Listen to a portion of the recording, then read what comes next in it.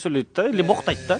Бірақ супер тамақ істейтін повар да. Жеме оны ама жұмысқа. Конечно, маған өте көп жасады, типа, неғып толыққанды қазақша сөйлемейсің, неге сахнада немесе видеода боқтық қосасың, и одан да ең көбі, неге стористарыңда қате көп. Орысша жазған кезде ше, қате көп, типа, сен қалай оқимыз біз, сен әшейін стористың өзін дұрыстап жазамайсың. Қандай бизнесмен бұл қандай миллионер, бұл дұрыстап стористында да жазамайды, анау деген сияқты. Жақсы, негізі, дұрыс жазу, тағы басқа сол күшті негізі, но өзің ойлашы та. Бір врач болатын болса, мықты хирург та, бірақ ол қате жазады да. Емделме онда оған да. Мысалы, или тамақ пісіреді да біреу, или ол жазамайды, немесе қате сөйлейді да, или боқтайды да, боқтап сөйлеседі дейді. Бірақ супер тамақ істейтін повар да ол. Лучший. Жеме оны ама жұмысқа, мысалы да.